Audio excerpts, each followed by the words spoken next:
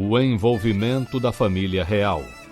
O príncipe de Gales, mais tarde George IV, foi eleito grão-mestre em 1790 e permaneceu no cargo até 1813. Para a sua instalação foi feito um trono especial digno de um rei. Esse trono permaneceu em uso até 1932, sendo atualmente usado para a instalação do grão-mestre.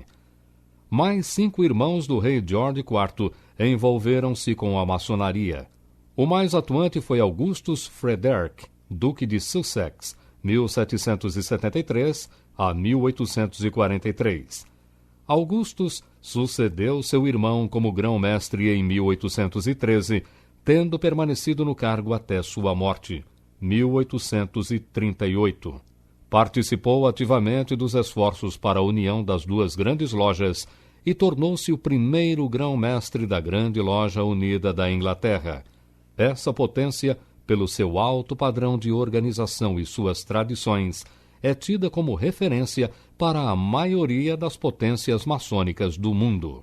A maçonaria na França. Existem na França vestígios de uma loja militar ligada ao Regimento Real Irlandês de 1688. Ao passar para a vida civil em 1752, ela adotou o nome Perfeita Igualdade. A primeira loja de origem inglesa seria a Amizade e Fraternidade, fundada em 1721 em Dunkerque. Uma assembleia de todas as lojas inglesas e escocesas funda a primeira grande loja da França, GLDF, em 24 de junho de 1738. É dessa grande loja que nasceram todas as potências francesas atuais. No período de 1740 a 1770, surge na França uma grande quantidade de altos graus, que serão em seguida reagrupados em diferentes ritos. Em consequência das dificuldades surgidas na época, a grande maioria das lojas francesas reorganiza-se em 1773 e funda uma nova potência, o Grande Oriente da França, GODF. Às vésperas da Revolução de 1789, existiam na França aproximadamente 1000 lojas. Após o período de terror, em que numerosos maçons partiram para o exílio ou foram executados, houve um despertar das lojas francesas, que, cansadas de querelas, tentam se reunificar.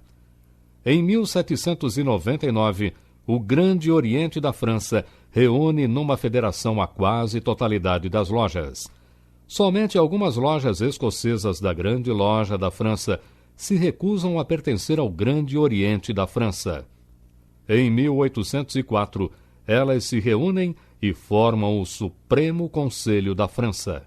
Outras tentativas de reunificação terão lugar em 1805 e em 1862, mas não irão adiante. Em 1877, o Grande Oriente decide liberar as lojas da obrigação de trabalhar à glória do grande arquiteto do universo, ou seja, os ateus poderão ser admitidos nas lojas do Grande Oriente da França. Em 1894, o Supremo Conselho da França acorda sua independência da Grande Loja da França, a qual passará a administrar as lojas azuis do grau 1 ao 3, enquanto que o Supremo Conselho administrará as do grau 4 ao 33. Entre 1893 a 1899, é fundada a Ordem Mista Internacional dos Direitos Humanos. Em 1913, 2 lojas, o Centro de Amigos e a Loja Inglesa 204, saem do Grande Oriente da França e fundam a Grande Loja Nacional da França, GLNF, que é imediatamente reconhecida pela Grande Loja Unida da Inglaterra. Durante a Segunda Guerra Mundial, os maçons são perseguidos pelos nazistas e pelo governo de Vichy, época em que se esquece um pouco a questão da regularidade. As lembranças desses sofrimentos em comum vividos estão ainda muito presentes na maior parte das velhas potências.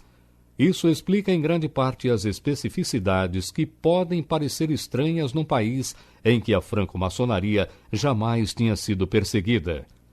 De 1945 a 1952, as lojas de adoção maçônica feminina da França fundam a Grande Loja Feminina da França. Em 1958, irmãos da Grande Loja Nacional da França, GLNF, em desacordo com o não reconhecimento de outras potências francesas, fundam a Grande Loja Tradicional Simbólica. Em situação inversa, em 1964, quase um terço das lojas da GLDF deseja romper relações com o Grande Oriente da França, para que elas possam ser reconhecidas pela Grande Loja Unida da Inglaterra. Colocadas em minoria, uma grande quantidade delas deixa a GLDF e junta-se à GLNF. Depois disso, como era de se esperar, um certo número de lojas independentes foi criado. Isso foi possível devido à regra tradicional que diz que um mínimo de 7 mestres maçons pode fundar uma nova loja. Em certos casos, essas novas lojas se reuniram e formaram novas potências, algumas vezes muito pequenas.